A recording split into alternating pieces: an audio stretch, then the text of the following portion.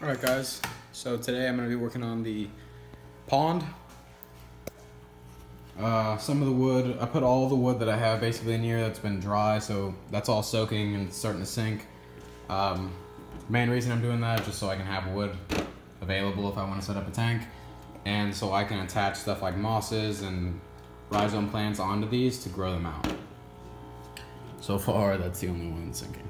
But today I'm going to be putting in a heater because, as I had kind of assumed, the aeration from the sponge filters makes the water a lot colder than it should be, or a lot colder than the temperature of the room. It's not too cold, so I'm only using a 300 watt heater. I've never used one of these Fluval ones before, but I like Fluval. It's rated for like 80 US gallons. It's probably not going to be enough, but I don't get paid until the end of the month. So we're gonna see how this one works, and if it's not enough, I'll just add another one.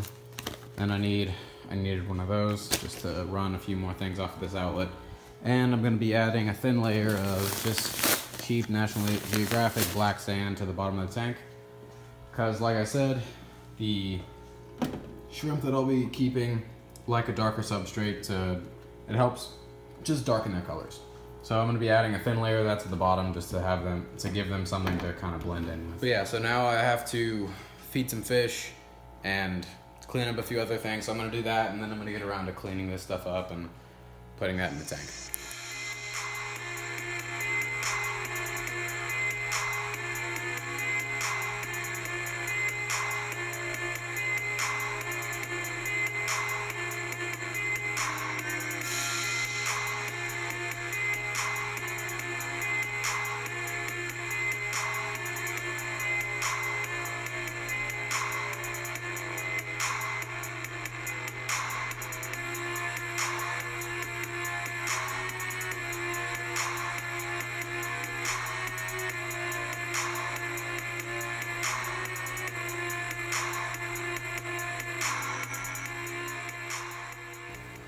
Right, so some of the wood has sunk. I just moved this stuff around, and apparently some of these pieces were like kind of hanging on to the floating pieces. But some of them are sinking, most of them are about to be underwater. I just put this power head in just to increase the flow. These guys don't really, the sponge filters don't really produce a lot of flow. So I'm gonna add this Fluval 300 watt heater.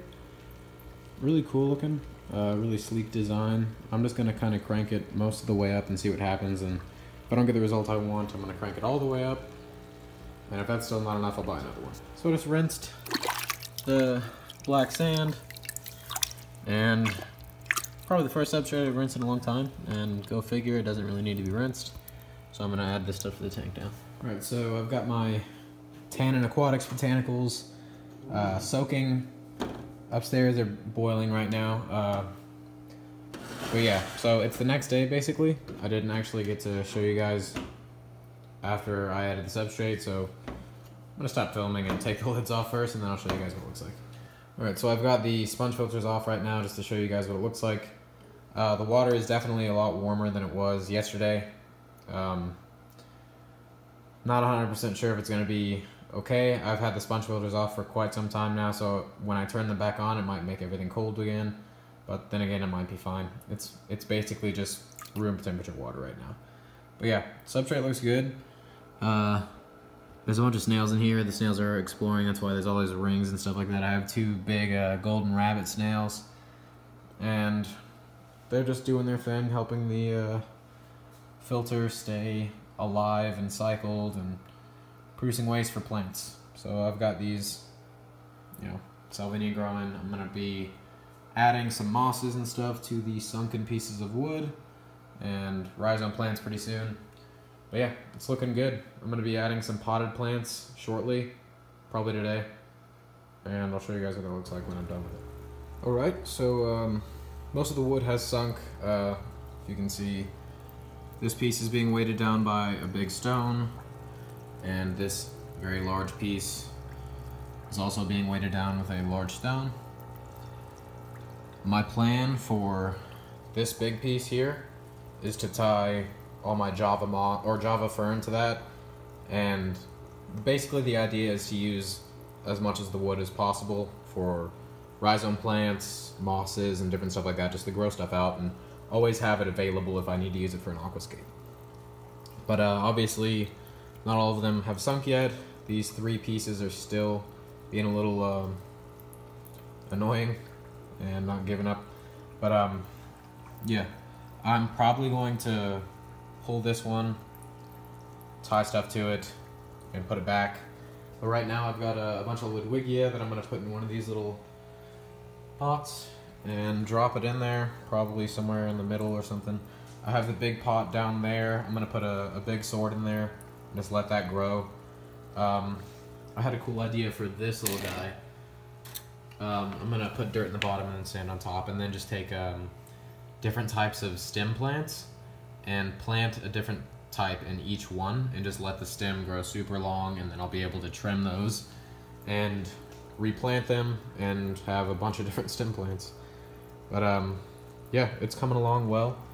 It's a little dirty, but I think the plants, once I add the plants, that'll kind of just take care of itself. Though the wood was already really dirty, and I'm not too worried about it. I might add some more catappa leaves or something like that, but I really don't want the tannins. I don't think it'll make a difference in something this big, but still. But yeah, so I'm gonna add the Ludwigia to one of those little pots and put that in there and see. So I've just potted up all of that Ludwigia. I planted the stems in like bunches of 3. That's how you do it typically in like an aquascape. You'll plant stems 3 at a time in one little bunch just to get the thickness that you want. And I like it a lot. I mean, I've always loved the look of plants and stuff from the top. But yeah, this is actually really cool.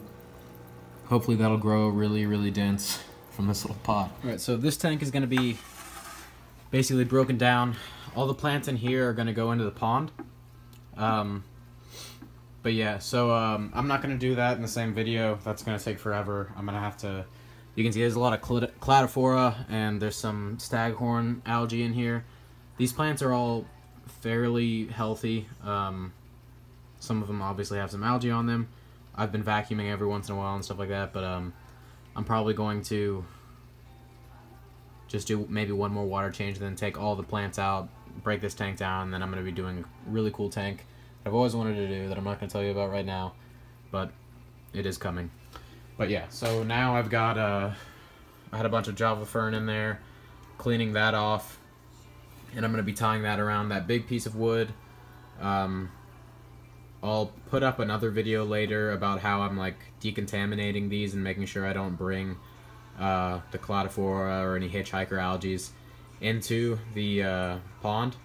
But for now, I guess I'll just show you guys the pond as it is now, and I'm going to post this video because I don't want it to be too long. So this is how the pond is looking as of now. Lots of wood here. I can't really see from all the sponge filters and stuff, but got all the wood in. It's pretty much all sunken. There's a bunch of ram's horn snails. There's 2 golden rabbit snails and 1 normal nerite snail in here.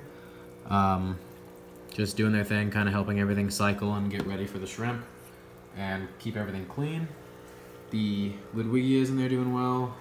The surface plants around here doing well. I'm going to be adding some more, and obviously, like I said, adding a lot more plants and rearranging the driftwood to make it kind of look nice. But yeah, so this is where I'm going to end this video. I'm going to be posting another video later on adding all the plants. I just don't want to make this, like I said, I just don't want to make this video super long. If I did everything in one video, it would be an hour long or something like that. I'd have to do a lot of editing. But yeah, lighting is good, I think. So far I'm not 100% sure, but I think it's good. The heater is good, and the filtration is good. But yeah. So thanks for watching. If you like this kind of stuff, don't forget to like and subscribe. Leave a comment if you have any questions, and hopefully I'll see you next time.